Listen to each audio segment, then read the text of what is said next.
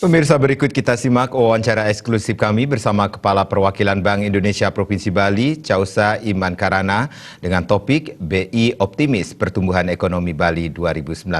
Selamat menyaksikan. Om Swastiastu. Om Swastiastu. Salam Indonesia, pemirsa apa kabar Anda? Kembali berjumpa dengan saya, Jero Jumiwi, dalam program wawancara eksklusif. Dan kali ini kita akan berbincang-bincang dengan Kepala Kantor Perwakilan Bank Indonesia Provinsi Bali, Bapak Chausa Iman Karana. Pak Iman, apa kabar Pak? Baik Bu. Berjumpa lagi di akhir tahun ini Pak. Ya. Suasananya lain ya sekarang. Suasananya beda di luar, Pak. Ya. Lancar Pak tugasnya Pak selama 2018? 2 tahun lebih kita lancar. Lebih lancar lagi, baik. Karena support dari masyarakat dan media semua lah. Baik, kita kalau flashback sedikit Pak di tahun 2018 kalau kita evaluasi, hal-hal apa yang mungkin sudah dikerjakan Bank Indonesia dalam percepatan pertumbuhan perekonomian Bali dan program-program prioritas di 2018 seperti apa Pak? Iya Pak Jero, barangkali saya akan mulai dari kalau kita cerita tahun 2018, kita juga tidak bisa terlepas dari kondisi-kondisi di akhir 2017. Kita tahu Provinsi Bali pada saat 2017 akhir itu ditandai dengan adanya erupsi Gunung Agung. Nah ini juga berpengaruh di awal tahun 2018. Ya. Jadi sebetulnya pada saat 2018 itu biasanya kan di awal juga banyak ya kunjungan-kunjungan terus ke Bali. Tapi ternyata memang karena ada dampak daripada kejadian akhir tahun di Gunung Agung, itu berdampak di awal tahun di 2018. Oleh karena itu perekonomian Bali itu sesungguhnya kalau tidak ada kejadian itu bisa lebih tinggi di 2018 ya. Pertama di akhir tahun. Ya. Kemudian ada kejadian lagi di sekitar bulan Oktober dan September-Oktober itu di Lombok. Ada kejadian gempa. Ya, ini juga berpengaruh kepada kunjungan wisatawan di Bali. Nah, secara keseluruhan Bali akhirnya kita perkirakan di tahun 2018 ini akan tumbuh di kisaran 5,9 hingga 6,3%. Itu. Sebetulnya kalau tidak ada kejadian tadi itu bisa lebih tinggi karena di tengah-tengah itu kita juga ditarik ke atas oleh ada event IMF World Bank. Kalau tidak ada itu mungkin lebih turun lagi. Jadi kita bersyukur pada tahun 2018 ada event IMF World Bank sehingga bisa menahan pertumbuhan Bali yang kita perkirakan masih di sekitar 6 ke atas, gitu, 6% ke atas. Nah oleh karena itu ini menunjukkan bahwa perekonomian Bali ini perlu dipikirkan lagi bagaimana untuk menjaga apabila terjadi sesuatu dengan wisata.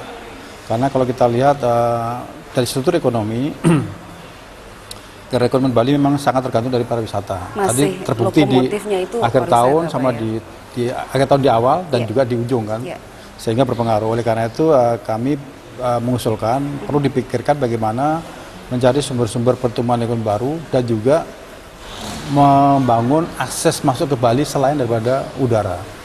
Karena 90% turis-turis asing ataupun turis domestik masuk melalui udara. Nah kita tahu kejadian pada saat Gunung Agung erupsi, kemudian juga Gunung Barijuri, erupsi itu kan pernah ditutup bandara, itu pengaruhnya besar sekali. Jadi 2 PR itu di tahun 2018 yang bisa diambil pelajarannya bahwa kita sangat tergantung pariwisata, tapi itu juga ada dampaknya bila terjadi sesuatu dengan pariwisata. Kedua adalah akses masuk Bali sebaiknya mau ditambah selain daripada udara. Berarti dari darat, jalur darat dari dan laut air, bisa, dari darat juga bisa. Kan dari laut kita tahu akan dibangun cruise di Benoa dan juga di Cerukan Bawang di Singaraja. Itu juga bisa membantu untuk memperkuat nanti perekonomian Bali apabila terjadi sesuatu melalui udara. Baik. Gitu. Jadi, tapi prinsipnya karena Bali masih menjadi daya tarik wisata, ini kita masih optimis Bali akan tumbuh di sekitar 6 ke atas persen. Masih 6 tahun ke atas. 2015 ya. Baik.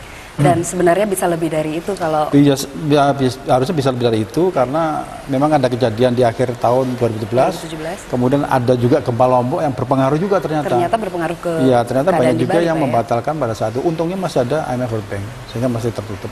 Baik. Nah Pak Iman, selain hal-hal yang sudah Bapak sebutkan tadi, apakah masih ada catatan-catatan khusus Pak sepanjang tahun 2018 ini?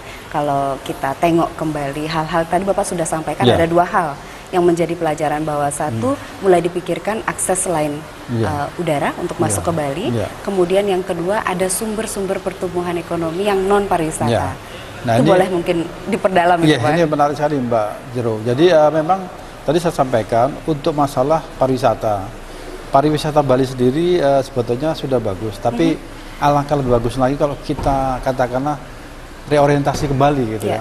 Karena kita memiliki beberapa pusat-pusat sebetulnya kalau tanpa kita sadari. Katakanlah Gianyar itu kan penuh dengan budaya, kemudian juga kerajinan-kerajinan kreatif itu. Nah, alangkah lebih bagusnya kalau kita mulai zonasi wilayah pariwisata. Kalau mau yang katakanlah wisata yang yang istilah dugem lah ya, itu ya bisa katanya di Kuta gitu ataupun Seminyak gitu. Yang fasilitasnya sudah ada banyak Pak ya. gitu, tapi jangan dipindahkan juga ke Ubud, ke Gianyar gitu. Karena memang di sana memang khusus budaya gitu. Atau jangan dipindahkan ke Karangasem, karena Karangasem kan sudah kita tahu ada religi ya. Ada pura, ada segala macam gitu. Jadi mungkin kami usulkan mulai dipikirkan zonasi wilayah untuk wisata, katakanlah Gianyar untuk wisata budaya dan juga kerajinan, kemudian Karangasem wisata religi, kemudian yang timur lagi wisata sport tourism untuk water tourism gitu. Kemudian di utara untuk wisata katakanlah senior gitu ya, senior tourism gitu ya, untuk tempat-tempat yang tenang dan sebagainya. Jadi jangan semua memiliki orientasi yang sama gitu. Tapi ini tentunya perlu konsep one island management gitu. Dan kita tahu kan pemerintahan sekarang kan memang visinya ke sana ya. Ini sebetulnya bagus sekali untuk seperti itu. Berarti itu bisa saling menopang sebenarnya kelebihan masing-masing kabupaten yang berbeda-beda itu bisa menjadi satu sinergi begitu Pak. Iya, itu dari sisi pariwisata ya. Jadi kita memang harus mix antara quality dan juga mass tourism ya. Kemudian berikutnya adalah terkait dengan sumber-sumber pertumbuhan baru. Jadi berdasarkan hasil kajian Bank Indonesia, itu kami dapat menyampaikan bahwa ditemukan beberapa potensi yang barangkali juga bisa diperdalam lagi dan juga bisa diseriusin, yaitu adanya potensi di bidang pertanian dalam arti luas, bisa perkebunan, bisa juga perikanan. Perkebunan itu kita tahu di Bali ada kopi, ada kakao juga di sana gitu. Dan ada kebun-kebun lainnya gitu. Ada kebun buah juga Pak ya? Kebun buah itu Bali itu punya semua lah. Ada buah tropis terutama ada mangga, kemudian ada juga manggis, ada juga durian, ada juga nangka dan sebagainya. Ini yang bisa kita create menjadi produk-produk baik dijual ke luar pulau ataupun ke luar negeri. Kemudian ikan itu juga merupakan potensi karena apa? Karena ikan tuna segar itu kan di Jepang pasarnya masih tinggi. Dan Bali memiliki akses yang sangat mudah dan langsung untuk kargonya ke Jepang gitu. Ini harus didorong lagi. Kemudian kakao juga, kakao Jembrana rupanya kualitasnya cukup bagus, Bu Jero. Jadi itu bisa didorong untuk katakanlah perluasan perkebunan kakao gitu. Mungkin tidak hanya produksi, tapi juga sampai ke pengolahannya gitu. Karena selama ini kan di Indonesia masih ekspor itu kan dalam bentuk bahan baku, kan sayang gitu. Kalau kita buat nilai tambah di sini kan lebih bagus lagi. Jadi itu yang beberapa usulan kami, rekomendasi kami. Jadi bagaimana wisata yang ada kita mulai katakanlah tata kembali bersama stakeholder wisata. Kemudian berikutnya adalah mendorong pertumbuhan ekonomi baru melalui perkebunan, kemudian perikanan dan juga industri kreatif di Bali. Nah, ini menarik sekali Pak. Nah, kalau kita berbicara melihat ke depan 2019, dari BI sendiri program prioritasnya penekanannya kemana ini Pak? Iya, karena kita juga tidak lepas dari arahan kantor pusat. Arahan kantor pusat kebetulan juga sejalan dengan kondisi yang ada di Bali. Pertama adalah perkembangan untuk wisata ya. Wisata sendiri kan kita tahu kita sedang memperkuat namanya current account kita. Current account itu adalah neraca perdagangan itu yang paling mudah untuk memperkuat itu adalah melalui pariwisata. Dan pariwisata kan Bali tempatnya. Oleh karena itu kami nanti akan lebih banyak mendorong katakanlah dari sisi kajian, dari sisi data, dan dari sisi rekomendasi pemerintah daerah itu dari sisi area pariwisata. Kemudian berikutnya untuk ke sana tentunya kita juga tadi yang kedua, yang rekomendasi kedua, perkebunan. Kami saat ini juga sedang menggalakkan klaster-klaster. Kalau tahun lalu kita klaster banyak di ketahanan pangan, mungkin tahun ke depan kita banyak klasternya nanti ke perkebunan, yaitu kakao, kemudian juga kopi, dan juga beberapa perkebunan lainnya yang sedang kita cari lagi. Itu juga dalam rangka mendorong ekspor. Kemudian juga ada peluang juga di sini kan garam ya. Garam itu yang belum dilirik Pak ya? Garam Kelungkung, Karangasem itu kan bagus gitu. Nah mungkin nanti kami juga akan bekerjasama dengan pemerintah daerah untuk bagaimana mendorong supaya garam ini juga bisa dijadikan produk-produk ekspor gitu. Sehingga ini akan membantu neraca perdagangan kita menjadi kuat. nilai tukar juga kita juga kuat gitu. Baik, ini Selain juga banyak program-program sekali lainnya, potensi. Bu Jero, Iya. program-program lainnya dari kami yang juga untuk menjawab tantangan zaman adalah digital ekonomi. Ini juga kita akan memperluas gitu cakupan daripada elektronifikasi untuk pembayaran gitu. Tadi pagi kami baru saja dengan Pak Pemerintah Kabupaten Badung meresmikan e-retribusi untuk pungutan-pungutan pasar. Jadi sekarang pedagang sudah mulai diperkenalkan dengan digital. Jadi ke depan Iya. eranya memang Eranya tidak bisa begitu. dipungkiri Jadi, Pak ya, harus Kita dipersiapkan. selain menjawab tantangan tadi, kita juga harus mengikuti perkembangan zaman juga. Baik, baik. Ini menarik sekali Pak. Ternyata banyak sekali potensi pertumbuhan perekonomian di Bali yang baru selain pariwisata. Bahkan kalau itu dikembangkan bisa sinergi dengan pariwisata begitu Pak ya. Iya. Baik. Terakhir Pak Iman, apa harapan Bapak untuk 2019 untuk Bali secara khusus dan untuk Indonesia secara umum? Ya, kalau untuk Bali tentunya kan tentunya kita masih senternya di pariwisata ya. Iya.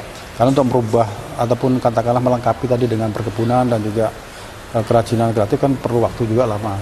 Artinya harapan kami pariwisata dan juga beberapa sektor tadi itu yang pendukung dan juga merupakan alternatif pertumbuhan ekonomi baru mulai ditata kembali dan seluruh stakeholder bisa bekerja sama dengan baik gitu. Karena mereka akan percuma kalau sendiri-sendiri gitu. Jadi yang penting adalah kerjasama, sinergi dalam konteks bahwa Bali adalah satu pulau yang harus kita bangun sama-sama untuk mensejahterakan masyarakat Bali dan juga nanti mendukung perekonomian nasional tentunya. Baik, berarti harus ada kesepakatan itu dan kesediaan untuk bersinergi. Bersinergi penting. Bekerja bersama itu ya. Baik, Pak Iman, sukses terus pelaksanaan tugas-tugasnya di 2019 dan selamat tahun baru juga. Mudah-mudahan 2019 ini lebih baik lagi Pak ya. Selamat galungan juga. Terima kasih banyak Pak. Baik pemirsa, demikian tadi bincang-bincang singkat kita bersama dengan Kepala Kantor Perwakilan Bank Indonesia Provinsi Bali, Bapak Kausa Iman Karana. Mudah-mudahan apa yang Anda dengar semua bisa memberikan satu gambaran sebagai inspirasi untuk menghadapi 2019 yang lebih baik. Saya Jero Jumimi pamit undur diri, saya tutup dengan Parama Santi. Om Santi, Santi, Santi, Om. Salam.